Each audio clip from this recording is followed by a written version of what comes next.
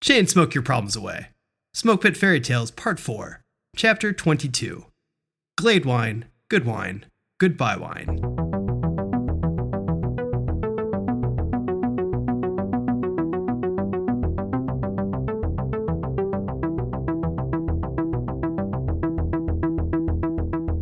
Thatch spent the jet ride to New Philadelphia trying to figure out which side of the fence Samum was on. He gave up thinking in favor of a drink. He didn't have any checked luggage when he landed, so he grabbed his backpack and walked to the pickup area. Glaedwine was waiting for him in her little red coupe. Hey, honey. She smiled as he sat down. Hey, Ma. He leaned in and gave her a hug over the center console. Thatch looked out the window at the gleaming lights reflecting off the wet cars in the street. It had just finished raining and it was just above freezing. The taillights seemed to leave streaks in the air behind them as they passed. It was snowing on Kent Castle when I left. Glaedwine put the car back in gear and sped down the road. We're closer to the ocean. The current keeps it a bit warmer up here. I always found that humorous because back in America, the further north you went, the colder it got. Here, it's the opposite in this hemisphere. On land, anyways. Yeah, but on Earth, the ocean wasn't the north half of the planet. Thatch pulled out a cigarette and cracked the window. They rode an hour back to the house. Thatch dropped his bag off in his room and met his ma on the back porch. She was pulling the cork out of a bottle of Hesperides. I don't remember the last time I had that. Thatch closed the door behind him and sat in one of the metal chairs by the steel table. Glaedwine poured a glass of the black wine and handed it to Thatch. Me either. I usually stick to whiskey. She poured herself a glass and sat down. She took a sip and lit a cigarette as she watched Phobos rise over the river behind the house. Thatch followed suit. The heat from the house made the night's air comfortable. He took in a drag. So what made you decide wine? Glaedwine took another sip through a smile. It was your dad's favorite. It's originally Varescent though, right? Yeah, but once he got a hold of it, he went to town. Your uncle used to run a jazz club in San Diego, and he would bring it in. Your parents would get it on the side on Fridays. And I remember your dad would come into work hungover as hell. I mean, pissed off as a rattlesnake. I've only seen a snake in movies. Glaedwine looked at Thatch with slight confusion, then back at the moon. I forget that sometimes. Old age catching up with you? Glaedwine pointed her index finger at Thatch. Boy, I raised you and I'll put you in the dirt. Thatch looked her in the eye and smiled. So what was Vietnam like? Glaedwine failed miserably at hiding a smile. She shook her head and took another sip of the wine. You're a smartass, like Hank was too. Yeah, but you raised me, so what's that say about you? Just don't grow a mustache, Thatch. He tried to touch his nose with his upper lip. I don't think I'd look good with one. Well, you look just like your dad, except, you're green. It might be odd. Did he look good with a mustache? Oh, honey, no. No one looks good with a mustache. They sat quietly through another glass of wine and a few cigarettes. So are you seeing anyone? Thatch didn't feel like explaining Samum to her, and he didn't want to be embarrassed if the relationship crashed, burned, and blew up in his face. Not really. Are you? No, I'm almost 60. All the good men are dead or lost. Glaedwine said in a joking manner, but Thatch could tell she was bitter. Oh, well, way to make me feel like shit. No, not you. Just anyone over 50. She checked her watch. It's about to get late. You want to watch a movie or something before I rack out? Yeah, that sounds good. By the time the movie was over, Thatch had drank most of the wine. He wasn't quite inebriated, but he had a good buzz. He plugged the phone by his bed and laid face down, drifting into the hazy realm between life and sleep. He felt his body plummet into the sweet embrace of slumber, almost reaching the threshold of night when his phone's ringer jolted him back to reality. Thatch fumbled for the phone and stared at the screen to see who dared call him in his sleep. Samum. He pressed the accept button and put the phone to his ear. Hello? Hey, what's up? Nothing, just laying in bed. How's leave? I just fucking got here, woman. It's fine. I'm just hanging out with Ma. Fun. Samum was silent for a moment. Thatch flipped over to his side and jammed the phone between his head and the pillow. What do you think of me? Thatch was perturbed that she'd call him that late just to ask that kind of question. Things. Well, you say you think of me often. I'm curious. Thatch tried not to groan out of irritation. I appreciate your beauty, your passion, the life force and energy that you put into everything. And when I look at your body, mine is pulled towards it. When I look into your eyes, I see a storm and I want to ride a ship through the waves. Your eyes and hair are the turquoise that looks like an amber stone held under seawater and autumn leaves. Your olive skin looks like you bake yourself in the desert in lathered oil. Your lips are rose petals, the forest spirits left to you. That attitude you get when you're annoyed is a burning kiln radiating from your soul. The passion and anger in your eyes and teeth pour from you like hot liquid magma from Mount Vesuvius. I see it as Venus emerging from the ocean, perfect in every way. Samum was quiet for a moment. When she spoke again, Thatch could hear the smile in her words. You're amazing. And I wonder what it would be like to see me through your eyes. I feel like you should be back already. Why have you been gone so long?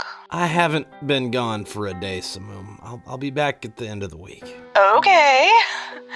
Well, I'll let you get some sleep. I just wanted you to know that I'm thinking about you. All right. Good night, Samum. Bye. Samum hung up the phone. Thatch turned off his phone and tried to go to sleep. But his fall into the even goddess's slumbering arms wasn't anywhere near as sweet as it had been a few moments before. Later in the week, Glaedwine and Thatch made it down to the pier over the river on the north side of New Philadelphia. Concrete met the water a couple of dozen yards away from the skyscrapers. Small shops and stands lined the path to the oceanfront. The day was cool, but only necessitated a light jacket. The two of them made their way past stationary jet fighters and mech displays from the war and sat down at a small seafood restaurant on the water. The tables were set on a faux wooden floor held up by steel beams. Only a layer of thick glass separated them from the ocean and the waves. The walls on the shore's side were decorated with nautical knickknacks, ropes, and taxidermed fish. Half the menu's mahi-mahi. It's always mahi-mahi. It's always that everywhere. Or at least some kind of saltwater fish. She placed the menu on the table. I would kill for some salmon. I never had that. Thatch kept reading what was available. I know. They only really bred ocean life. There's not enough freshwater here really to grow anything else. There is on the colonies.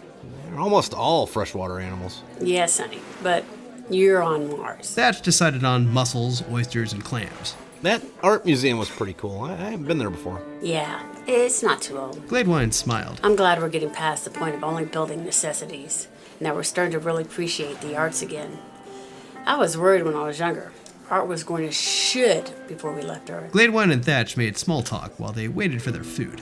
Thatch cracked his oysters open and ate them from the shell. Glaedwine finished her fish and then moved to her sides. I miss good hush puppies. They can't make the good ones here. I don't mind them. And you never had them in the South. Coleslaw either. Or gumbo, for that matter.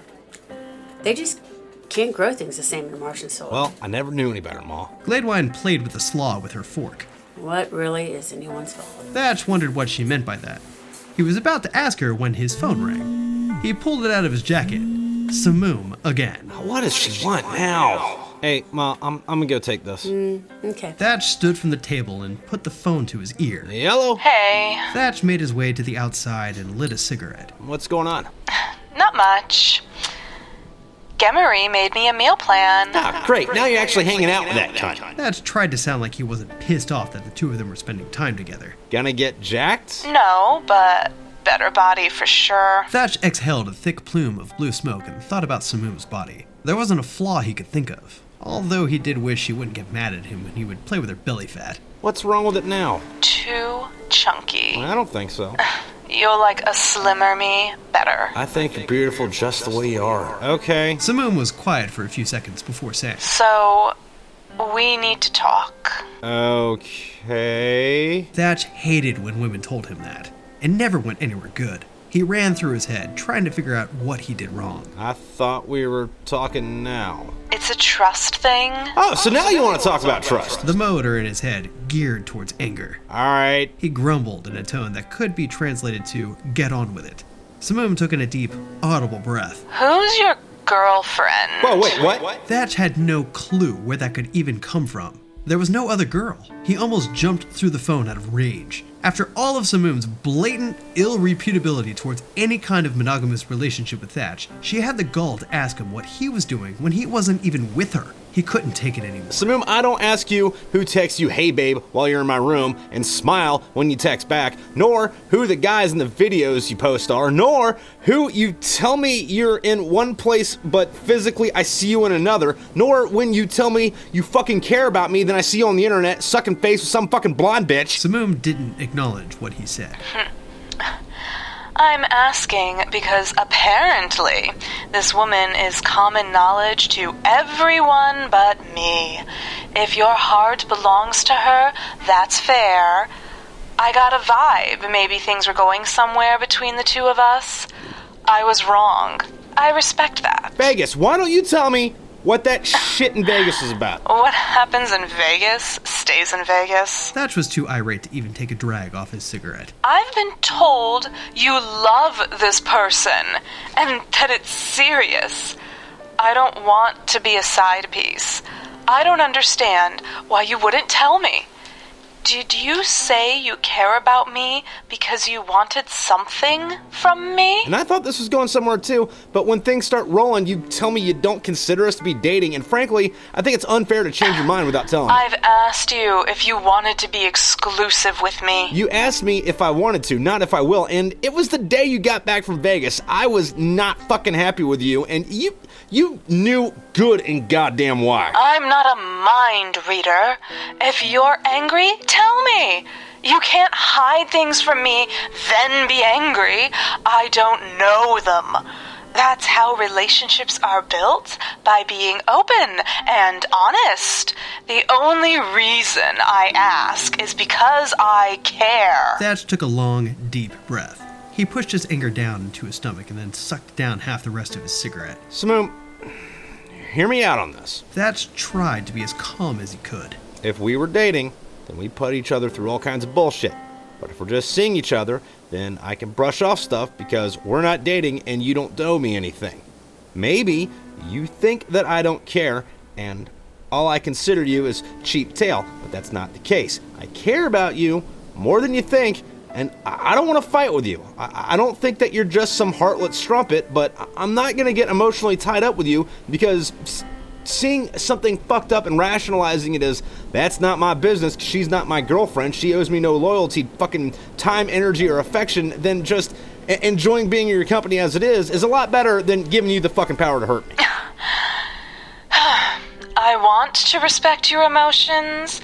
I want to know what makes you upset. Thatch pulled the phone from his head and pretended to scream, "Fuck you," through the phone as he clenched his fists and shook. He couldn't think of anything better than to say then, "I'll be back Sunday." Samum held Thatch on the phone quietly, long enough for him to light another cigarette and burned halfway through it.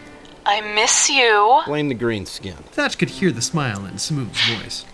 This is where you tell me to chill and stop being crazy. Thatch humored himself with the knowledge that it was a good thing that the conversation was over the phone. If they were together, in person, he didn't know if he could stop himself from strangling her. Who told you that shit? Stockton? No, the fuck she didn't, that's bullshit. Well, it happened. Thatch couldn't stand talking to her anymore. I'll text you when I get home. He didn't wait for her to say goodbye. Lady problems? Thatch heard Glaedwine ask from behind him. Thatch turned around to her. The ocean mist spread droplets of fine beaded water over their coats. Thatch pocketed his phone and crushed his cigarette under his foot. Something like that. I thought you weren't seeing anybody. Thatch was stunted with embarrassment. He felt his guts twist and the ants drag his heart down to his bowels. Yeah, I don't know what's going on with this chick, and I didn't want to bring her up because... Thatch huffed and looked away from Glaedwine. I'm kind of ashamed of myself for sticking around this chick. Glaedwine felt sympathy for her boy. Why is that, honey? I don't know. She's insane, and she makes me feel like shit. Glaedwine winced. Then why are you sticking around? Because she's beautiful and smart and passionate, and when she wants to be, she can be the sweetest girl in the solar system. Glaedwine flicked out her cigarette. She looked up and down the streets around the pier, then turned her head towards downtown. Let's go get a beer.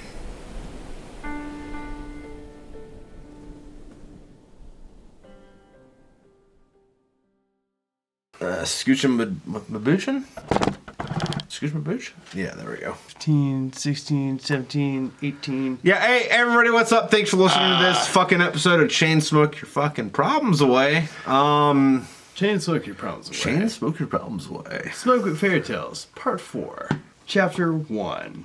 Balls out. Fun with your friends. Fun with your friends. Anyway, before, like, we're drunk and just kind of like doing the fucking hey, what's up since we're fucking here. I got my buddy fucking Chuck in for the fucking weekend. He's narrating this book by the fucking goddamn way. Fucking, I don't know what chapter we're on. We're on like 19 or 20 or 21 or 22 or somewhere the fuck around there. Before we get too drunk to fucking, goddamn fucking remember anything, fucking, I want to thank everyone who's fucking following me on the fucking Patreon. I would like to fucking thank everyone who's button the war chest. I would like to fucking thank everyone who's doing the fucking YouTube fucking subscribe fucking thing. And I'd like to thank you, random YouTuber who's just watching to fucking enjoy the story. I hope you're enjoying the story. But anyway, I'm here drinking tonight with Chuck LaVoki, who's narrating these things. Fucking, this book is, his voice. Yeah. Yeah. Which is awful and irritating. And, I said at the beginning of this, oh my god, I can't stand this. Narrating's a bitch. I can't stand hearing my voice over so many chapters, over so many lines. How did you possibly, like, withstand this? Like, it was one thing when I was just doing lines for Doc in the first 3 books. Yeah. But when it's your voice, you have to hear the entire fucking time. it's just droning on and on. Jesus fucking Christ. Yeah. No, it'd be like that. That really is awful. You hate yourself. And every chapter you listen to, you're just like, oh yeah, that was that one word I did wrong. Well, like coyotes and coyotes. You fucking did that on purpose, you I piece of did shit. do that on purpose, and it was hilarious. You actually are a piece of shit for that. Yeah. Also, by the way, he played Doc in the first 3 books. Yeah, I was Doc and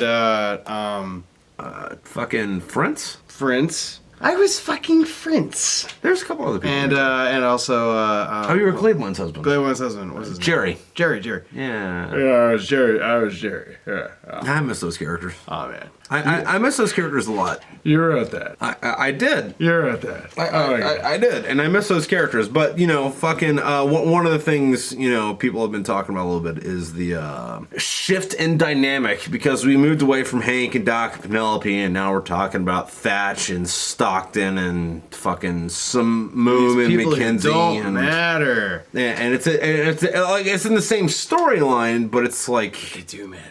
it shifted to being different people. They matter. They're different people that do matter. The story moved. The story does move. And you know what? The story of life moves. Also, just really funny, ironic. Have you talked about this yet? Like in one of these things about like how ironic it is about the people who play themselves but not themselves and are present in the 4th book? Well, I mean, it's kind of funny because when I wrote "Can't Smoke Your Problems Away," Chuck Royce, I half based them off of this fucking guy. Yeah, so Chuck is based on me in half. And he doesn't play Chuck in it. But I don't play Chuck. But the character Stockton is based off of a guy I know named Andrew Stockton, and he plays Chuck Royce in the books. So there's a weird loop-de-loop there. It's even weirder than that. It's like, okay, so I am narrating the book, but I don't play Chuck. Yep. But Chuck is based on me. Yeah. Stockton is voice acting Chuck, who is not based on him. Stockton is also a character in that book, who is voiced by somebody else. Yeah. Like that's just so funny. Like, well, I mean, when I wrote Spoiler. the books, I made Stockton a chick. Yeah. Because I think it works better. I mean, yeah, I do too. Yeah. I do too. We all think that Stockton is a more sympathetic character as a woman. Yeah. We'd all be a lot more mad at him. Yeah, no, if the character fucking Stockton in the books were a dude, like, that'd be like real douchebag behavior. What chapter are we on? What chapter are we on? We're in the early 20s of the 40 fucking chapters in this goddamn book. I'm not even going to go into spoilers. Yeah, no. But it's a lot more sympathetic with Stockton being a chick. Yeah. For a lot of reasons. No. Where we're at now is, I think we're at the chapter after Thatch got on Snapchat or Facebook or whatever the fuck we're calling it. And don't check social media. Yeah. On Mars. Yeah, and just don't do it. And Samum was like making out with some other dude, which is one of those kind of funny things because I'm sorry if I'm spoiling this for anyone. God, that was brained up. Anyway, fucking goddamn. There's there's a lot of fucking anger that comes out of these fucking characters where it assumes that Thatch and Samum are dating, but nowhere in the story does it say that Thatch and Samum are actually dating. You mean nowhere in Thatch and Samum's communication did they actually like talk about what their fucking relationship dynamic is? No, they just kind of fucking like assume that they're in a relationship, but like they don't ever actually say, "Hey." You mean they both just suck a lot of ass? Yeah, like the amount of ass that they suck is like astronomical. Like yeah, but Samum had a really big ass, and it's so like bad. like if you want to eat that, you have to go to a fucking Chinese buffet. I can't tell you. So with gift cards. And the Visa fucking like money dimer and be like, oh. As I narrate these lines, I have to read all of the character dialogue as well. I just read through the whole thing. Because the way we read this is like, you know, fucking narration, Thatch line, narration. Samum line. Samum. And then I read the Samum line. And very often during these like sessions, and the way we do this is like Discord? Discord, yeah. We get on Discord together. I like share my screen of like where I'm mixing the lines together, and then I listen to it. Or no, I don't listen to anything. I'm recording it, and I start recording it, and he gets to tell me, I didn't like that take. Take it again. XYZ. Very micromanaging motherfucker here. No, it's good. Sure.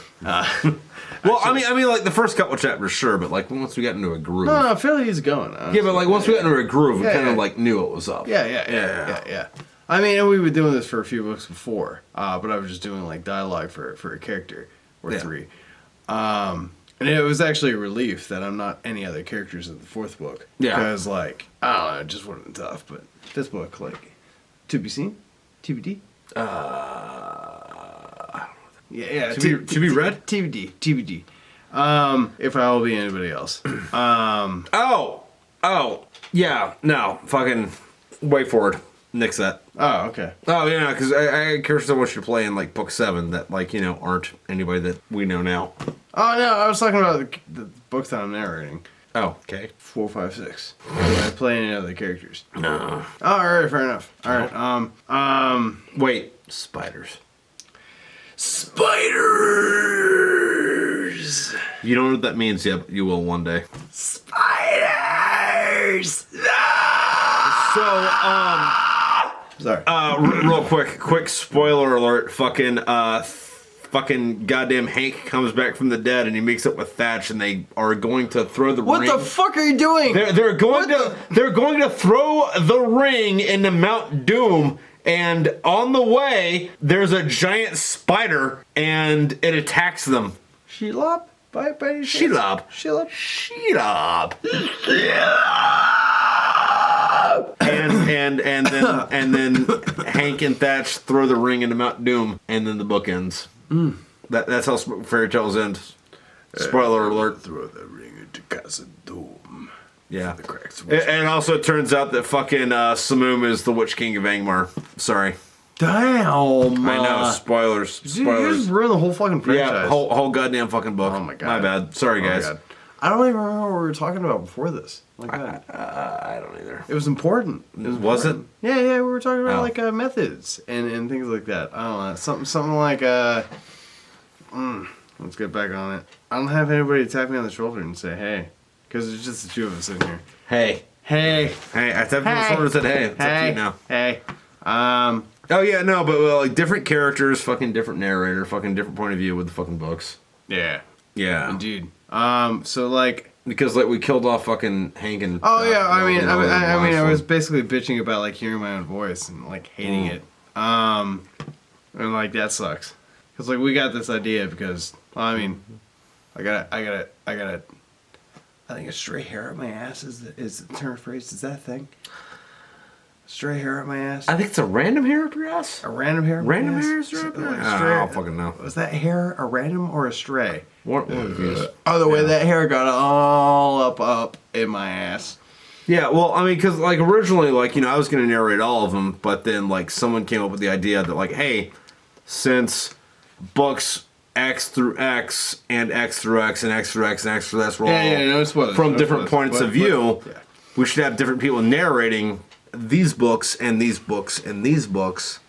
Yeah, Yeah. basically. Yeah, that's what I'm talking A about. shift in narrative perspective, and a lot of you were upset that there are new characters, and that's fair because, let's be real, you have come to care about certain characters for 3 books. I mean, big green titties are big green titties.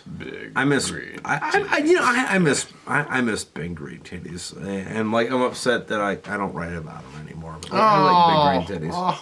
But you could always write about more of them. I could have different people with big green titties. You could just write about more big green titties. I could just write about you more could just do big that green until titties. the goddamn end of time.